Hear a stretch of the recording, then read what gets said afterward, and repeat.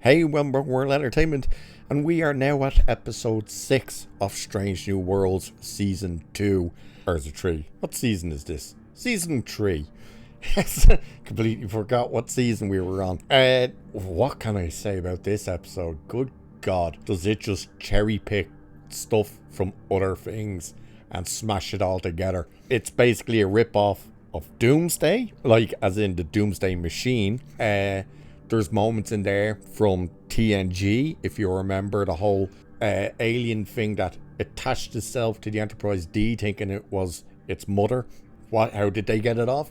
You had to sour the milk, as they put it. They do that in this, which we'll get to. The thing they go up against is almost a cross between, like, again, it's a rip-off of the Doomsday Machine, but you would also start to think, is it meant to be Borg? But they end up having it look like one of these things from Avengers. Yeah, and I'm not messing about that. If I can find an image of this thing, it will be in this review. It'll pop up somewhere. But yeah, it was a and they even rip off Alex Kurtzman's own thing, which was Star Trek Beyond.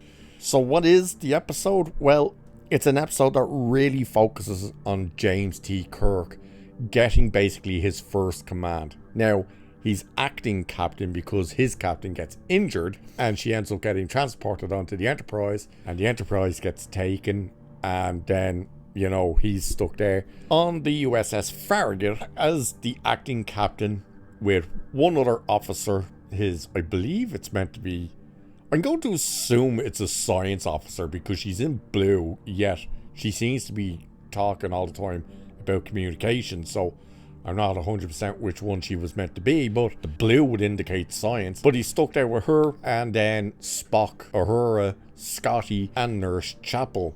Ironically, there's meant to be other people on the Farragut that we never see them, except for one moment in sickbay, but we're told they're all transported to the Enterprise. The opening of the episode, by the way, just before I jump into it, they make almost every character in this absolutely retarded. And I'm not joking about that. Especially Kirk. And that is where the episode opens, is with Kirk giving a first officer's log. And he's literally stardate.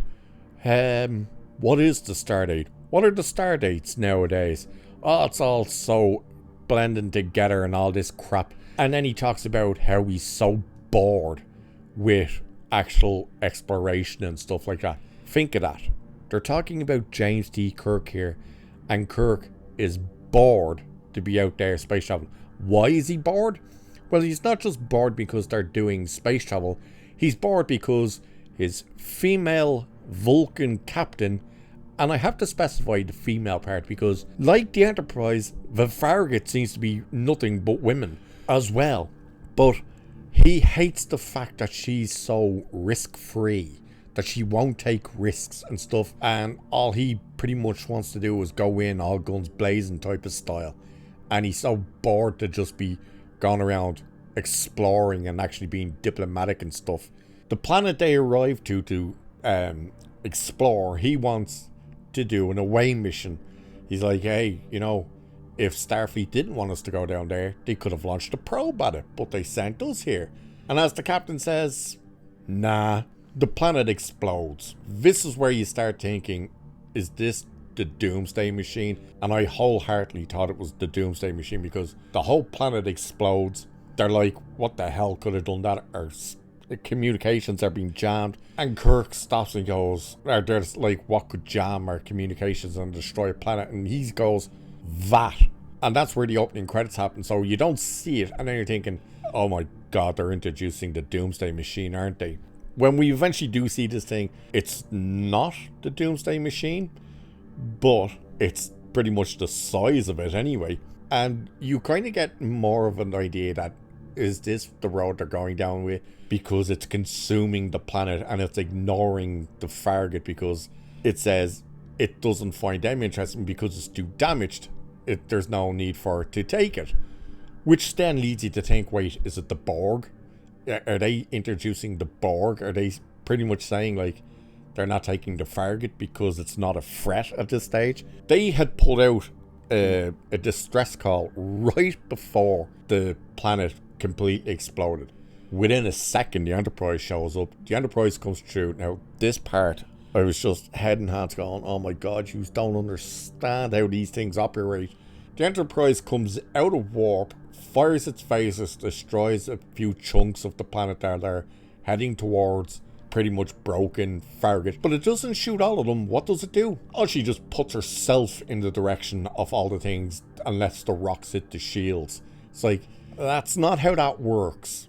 You know, even the shields have their limitations, and it annoys me when they do crap like this. But the Enterprise immediately starts transporting survivors off the Farragut, and then they all lose communications. And this big gigantic thing that you're like, wait, is this now meant to be the Doomsday Machine, or is it meant to be Borg? Swallows the Enterprise and then buggers off at warp speed. So the fact that it has warp speed, you're like, oh, I don't think it is the Doomsday Machine, but it still might be. Either way, they have to try and figure out how to get back to that machine and catch it and stuff. All a bunch of shenanigans is happening on the Farragut. Mainly that Kirk is having an existential crisis because he's in command. He doesn't know what to do. Scotty is a bumbling moron. Now, they've made that out in one of the other episodes, but they're even pushing it further this time. Like, they're coming up with solutions, and he's like, yeah, Commander, wait, acting captain? Is it just captain? Sir, it's like, how do you not know how the chain of command works? How would you not know that he's acting captain? You just simply call him captain or sir. How would you not know that? It's, oh my Christ. Just small things like that irritate the bejesus out of you. The Enterprise is stuck in this thing, and it's all wrapped up in these big cable type things. This thing has these grappling hooks that come out and grab you. They find out there's a part of it in the hull down at engineering in the Enterprise. And then they all start saying it's a scavenger ship. And each one of them have heard these stories about this giant scavenger ship that destroys everything, just consumes everything. Again, you start leaning back into, wait a minute, is this the Doomsday Machine? Or again, could it be Borg? They can't get to engineering because the air down there is toxic now, but they put on suits, they go down. And there's two aliens there basically, but they're in these giant, fat kind of suits. And you're like, wait, what are they? But Na'an shoots one of them, but the energy shot gets absorbed by the suit and taken down into this little pack down on their side. And I'm like, wait, is this an early version of the Borg? You start thinking more like, okay, I don't think it's the Doomsday Machine. It seems to be leaning more into it's the Borg, because there's a thing piercing the hull of the Enterprise. It rips all these ships apart, adds it to its own, and grows more and stuff like that. This thing is able to take a phaser shot and absorb it, but it's the fact that it seems to be in like a spacesuit. So it's kind of like, what is this? By the end, they find out that the ship has a weakness, and the way you have to do it is you basically have to make it kind of hit itself, and that's what they do. It gets so stupid. As I said, on the Farragut, it just seems to be Kirk is pushing them to do things they can't. He wants to get faster than that machine to overtake them because it's heading towards a planet that's pre-warp civilization. Now remember this. Keep this in mind. None of their weapons are effective against this thing because they watched the Enterprise go all hell loose on the thing and it did nothing to it. So they know they can't stop it, right? They don't know about a weakness yet. It's going to a planet to consume it, which makes no sense either, seeing as it's just consuming technology, but it's going there to consume a planet that's pre-warp, so they don't have warp speed, you know, which means they can't interfere and warn this planet because of the Prime Directive, but they're still trying to overtake it to get to the planet first. And it's like, why? There's nothing you could do. But of course, Scotty's a bubbling idiot, doesn't know how to do it. He very much talks down to Kirk at times and stuff like that. Again, the chain of command is just a joke in this crap. But they manage to get to Warp 7, overtake it, and immediately blow out all their systems. They're stuck in the path of this thing now, and it's going to take 2 hours for it to get to them. So That's where you have that's handy. Now you can have the conversations all the time on the ship of what to do. And it's basically the original Enterprise crew coming together to remind Kirk that he's a true leader and shit like this, and it's just stupid and boring and ridiculous. But on the Enterprise, they've no communication or anything, even internal communication, because they're being jammed by this Scavenger ship. The one, I can never remember her name. I don't even know the character's name. I don't care. She's like a couple of 1,000 years old, or at least, maybe even more. The one who played I always have to say, the ghost of Christmas Present in Scrooged. She comes onto the bridge and goes, well, this is the one time I'm glad I survived the 1980s. How do they get to communicate around the ship? I kid you not. This is not a joke.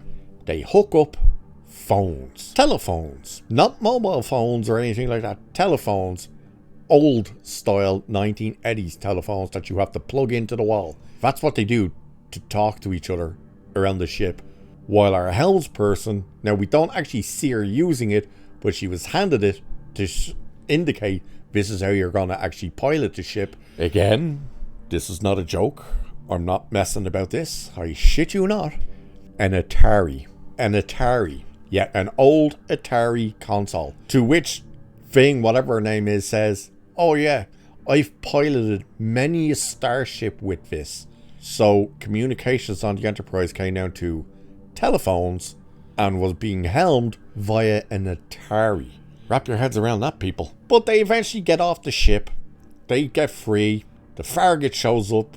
Well, it doesn't show up. It comes out of warp right in front of them. Kirk says, fire all weapons. Spock reminds him, hey, we don't have like the capability to do anything to this. We've seen that. By the way, they managed to make the thing disable itself by making it chase them with its tentacle things, releasing the nacelles off of the Farragut, which hit the ship, and it basically damages itself.